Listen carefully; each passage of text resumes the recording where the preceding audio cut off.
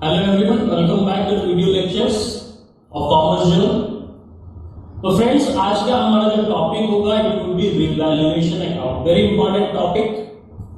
Important इसलिए कि almost हर chapter में जो कि रिकॉन्स्टिट्यूशन से रिलेटेड होता है, चाहे वो एडमिशन की बात करें, रिटायरमेंट की बात करें, डेथ की बात करें या change in profit sharing ratio की बात करें, आपको रिवैल्यूएशन अकाउंट बनाना ही होगा.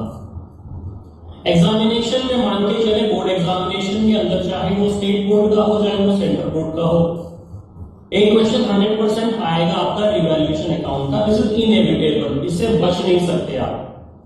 और मजे की बात ये है, this is one of the simplest topics, सबसे आसान है.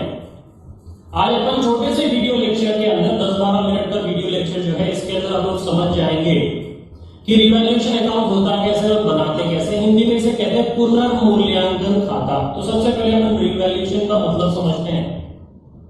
To revalue means to value it again. पुनर्मूल्यांकन का मतलब जो कीमत आपने पता कर रखी है उसका वापस से मूल्यांकन करना है. री का मतलब फिर से करना है. तो ये फिर से करने वाले कंसेप्ट कब आता है ये समझें. हमने मान लीजिए कोई बिजनेस शुरू किया, आज हम उसमें चेंज करना चाहते हैं. तो जिस समय हमने शुरू किया और आज की कीमत के अंदर फर्क आ गया. कीमत के अंदर मतलब कीमतें कौन सी चलती रहती है? Only balance sheet items. इसका मतलब एसेट्स या लायबिलिटीज की, इनकम एक्सपेंस की चेंजेस वगैरह की बात नहीं कर रहे हैं यहाँ पे. It's only related to the assets and liabilities, which means whatever the changes have happened, जो भी कीमतों में बदलाव हुआ है, हम चेक करेंगे उससे फायदा हो रहा है कि नुकसान हो रहा है. फायदा हुआ तो पार्टनर को दे देंगे, नुकसान होगा तो पार्टनर के दे देंगे, क्योंकि उन्हीं का तो बिजनेस है. तो यहाँ पे अगर हम रिवैल्यूएशन अकाउंट की बात करें तो 4 इंपॉर्टेंट क्वेश्चंस अगर आप कर लेते हो, छोटे छोटे से जनरल से क्वेश्चंस अगर आप कर लेते हो, तो रिवैल्यूएशन अकाउंट में कभी भी आपको कंसेप्चुअल क्लैरिटी के लिए तो प्रॉब्लम नहीं आएगी, कभी भी नहीं. तो इस वीडियो लेक्चर के अंदर अपन फंडामेंटल्स की बात करते हैं, थ्योरी की बात करते हैं. अगले वीडियो लेक्चर के अंदर अपन देखेंगे कि इतनी सी थ्योरी से आपके कोई भी क्वेश्चन जो होता है, अनसॉल्व क्वेश्चन अपन करके देखेंगे कितने इजीली सॉल्व कर सकते हो. ठीक है, तो शुरू करते हैं. पहला क्वेश्चन लिखते हैं, व्हाट इट इज.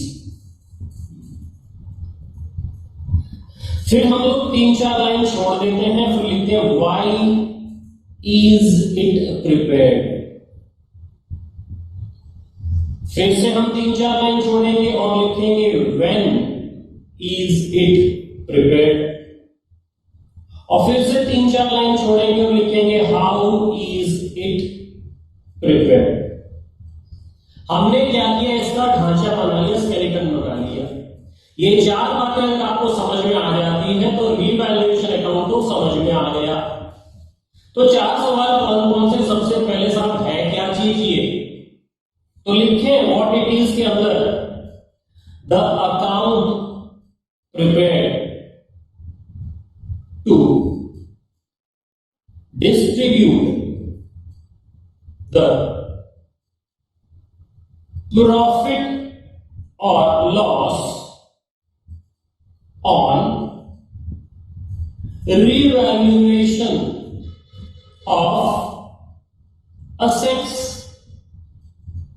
और साथ में लिख देते हैं and liabilities among old partners in their old profit sharing ratio is called as revaluation account. तो हमने समझा व्हाट इट इज है क्या चीज. आपको सबसे पहले हमने कहा it is an account. Account का मतलब एक साइड डेबिट होगा, दूसरा क्रेडिट होगा. सबसे पहली बात तो साहब ये एक अकाउंट है. उसके बाद में क्या करना है, इसे अंडरलाइन कर लेना, डिस्ट्रीब्यूट द प्रॉफिट और लॉस, इसको अंडरलाइन कर लें. फिर करेंगे among old partners, second point. तीसरा लिखेंगे, तीसरा अंडरलाइन करेंगे ओल्ड प्रॉफिट शेयरिंग रेशियो. इसका मतलब प्रॉफिट या लॉस को बांटना है. किसको बांटना है? ओल्ड प्रॉफिट में बांटना है. कैसे बांटना है? ओल्ड प्रॉफिट शेयरिंग रेशियो में बांटना है.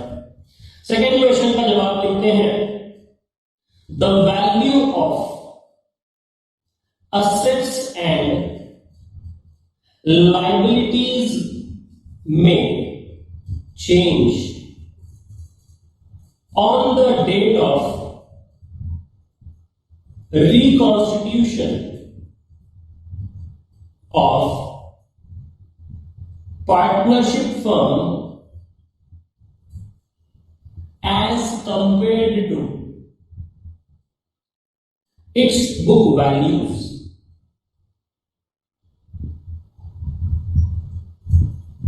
फुल स्टॉप करके लिखेंगे it is prepared to account for such changes. दो चीजें अंडरलाइन कर लो इसके अंदर, डेट ऑफ रिकॉन्स्टिट्यूशन और बुक वैल्यूज। तो क्यों बनाया जाता है ऐसा? कीमतें बदल सकती है, दो तारीख अलग अलग है, बुक वैल्यू जो पुरानी कीमतें हैं, दूसरा रिकॉन्स्टिट्यूशन वाली डेट पे रीवैल्यू फिगर्स, इन दोनों में जो चेंज होगा इन दोनों की अकाउंटिंग करने के लिए खाता बनाया जाता है। नेक्स्ट लिखें, नेक्स्ट वाले क्वेश्चन का जवाब लिखते हैं व्हेन इज इट प्रिपेयर्ड। तो इसके अंदर सिर्फ एक बात लिखेंगे रिकॉन्स्टिट्यूशन, लिखते हैं खाली रिकॉन्स्टिट्यूशन। रिकॉन्स्टिट्यूशन का मतलब कब कब होता है? Change in profit sharing ratio, admission of A partner, retirement of A partner, death of A partner. चार कंडीशंस को हम बोलेंगे रिकॉन्स्टिट्यूशन हमारे सिलेबस के हिसाब से, बाकी अपने को दिमाग नहीं लगाना। तो चाहो तो इसमें लिख लो याद रखने के लिए कि change in profit sharing ratio, उसके बाद में लिखेंगे एडमिशन, उसके बाद में लिखेंगे रिटायरमेंट, फिर लिखेंगे डेथ। इससे हम समझ सकते हैं that this topic is very important, क्योंकि प्रॉफिट शेयरिंग रेशियो चेंज करना, एडमिशन पार्टनर का, रिटायरमेंट पार्टनर का, डेथ पार्टनर का, ये ऑलमोस्ट पार्टनरशिप आपका पूरा कवर कर लेती है। पूरा नहीं तो एटलीस्ट 60 to 65% तो आपका कवर करना है। एग्जाम में तो क्वेश्चन बनता है इसका। आगे लास्ट क्वेश्चन का जवाब लिखते हैं हाउ इज इट प्रिपेयर्ड, कैसे बनाते हैं साहब? तो ये देखिए इसको ऐसे बनाया जाता है नॉर्मल अकाउंट की तरह। लेफ्ट साइड में होगा डेबिट साइड, राइट साइड में होगा क्रेडिट साइड, जैसे कि आप एक नॉर्मल अकाउंट में बनाते हैं। ये भी कोई अलग सा अकाउंट नहीं है, सिंपल सा अकाउंट है। इसके साथ साथ आप लिखेंगे रूल्स कौन से होंगे, तो मैं साइड में लिख देता हूं नॉमिनल अकाउंट्स। इतनी सी बात याद रख लेना, रिवैल्यूएशन अकाउंट बन जाएगा। नॉमिनल अकाउंट्स 11th क्लास में हमने पढ़ा था। क्या कहता है नॉमिनल अकाउंट्स के रूल्स? डेबिट साइड में एक्सपेंसेस या लॉसेस, क्रेडिट साइड में प्रॉफिट या गेन। बस मतलब डेबिट साइड में तो आप लिखोगे नुकसान वाली बातें, क्रेडिट साइड में लिखोगे फायदे वाली बातें। यहां पे लिख देता हूं मैं नीचे डेबिट साइड के साथ साथ मैंने लिखा एसेट्स डिक्रीज, लायबिलिटीज इंक्रीज, और क्रेडिट में इसका उल्टा लिख देता हूं मैं एसेट्स इंक्रीज, लायबिलिटीज डिक्रीज। मान लेते हैं हमारे पास में बिल्डिंग थी 10 लाख रुपए की, अब उसकी कीमत हो गई 15 लाख रुपए। फायदा हुआ कि नुकसान हुआ सर? फायदा हुआ। 10 लाख की चीज है 15 लाख मिल रहे हैं आपको, उसकी वैल्यूएशन बढ़ गई है, which means you are gaining. तो कहां लिखना है? क्रेडिट साइड में। अब मान लेते हैं मुझे पेमेंट करना था 10 लाख रुपए का, लेकिन मैंने बुक्स ऑफ अकाउंट्स में कोई बात लिखनी भूल गई। एक्चुअली पे करना था 12 लाख का, लायबिलिटीज थी मेरी बुक्स में 10 लाख रुपए की। एक्चुअली अब जब मैं चेक कर रहा हूं तो मुझे पता चला 12 लाख रुपए की लायबिलिटीज है। तो सब फायदा हुआ, नुकसान हुआ, नुकसान हुआ। कहां लिखना है? डेबिट साइड में लिखना। इतनी सी बातें समझ लेना, रिवैल्यूएशन अकाउंट में दिक्कत होगी नहीं। तो यहाँ पे छोटा सा एग्जांपल करके हम समझने की कोशिश करते हैं। दो चार टर्म्स में लिख देता हूं यहाँ पे, इंक्रीज या डिक्रीज, फिर अपन क्या करते हैं रिवैल्यूएशन अकाउंट को भर लेते हैं। चलिए लिखिए मेरे साथ साथ लैंड, और एक कॉलम यहाँ पे लिख लीजिए बुक वैल्यू का, दूसरा लिख लीजिए प्रेजेंट वैल्यू का। लिखते हैं लैंड में 50,000 बुक वैल्यू वाले में, 70,000 प्रेजेंट वैल्यू में। इसका मतलब पहले जब भी आपने बुक्स में रिकॉर्ड किया था 50,000 था, आज उसकी वैल्यू 70,000 है।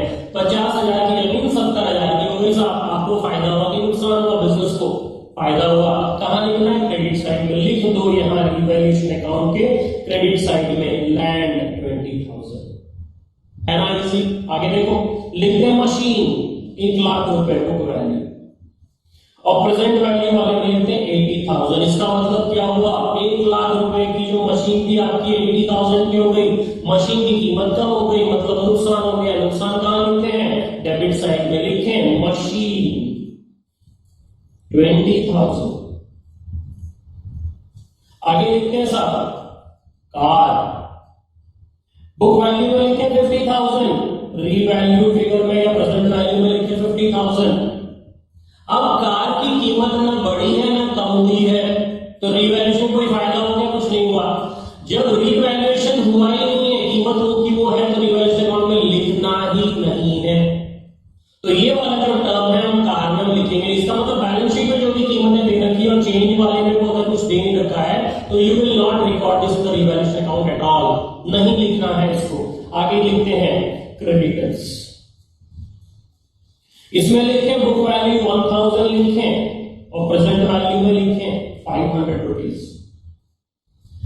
लाइबिलिटीज, कल तक हमें 1000 देना था, अब हमें 500 रुपए देने पड़ रहे हैं। हो सकता है उसने कहा चल जा तेरे 500 रुपए माफ किए, फायदा हुआ कि नुकसान हुआ, फायदा हो गया। फायदा कहां लिखते हैं, क्रेडिट साइड में लिखते हैं, लिखते हैं क्रेडिटर्स, क्रेडिट साइड में 500 रुपीज। आगे बढ़ते हैं, बिल्स पेबल लिखें 2000 और प्रेजेंट वैल्यू में लिखें 2500।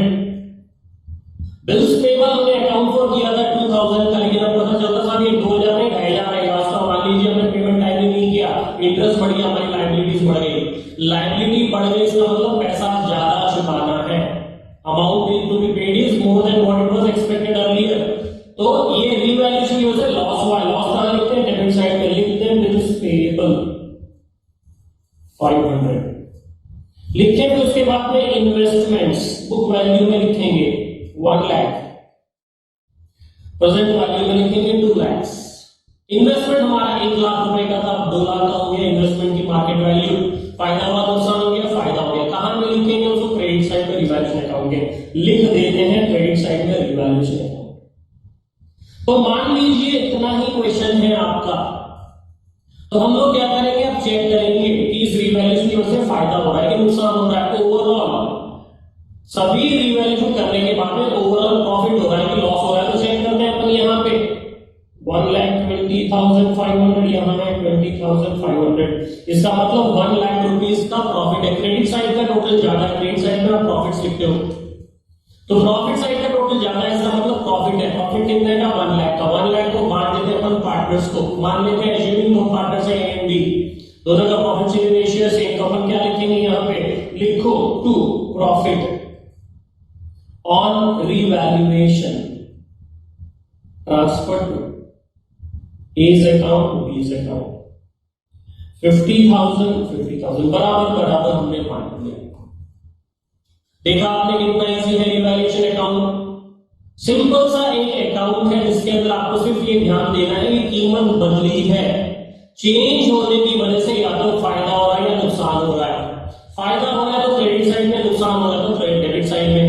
दोनों साइड का जो भी डिफरेंस होगा पार्टनर्स की कैपिटल अकाउंट में ट्रांसफर हो जाएगा। कौन से पार्टनर्स, ओल्ड पार्टनर्स। कौन सा रेशियो, ओल्ड रेशियो। सिर्फ ये 4 बातें अगर आपको समझ में आती है तो रिवैल्यूएशन अकाउंट के अंदर आपको किसी तरह की दिक्कत नहीं आएगी। अगला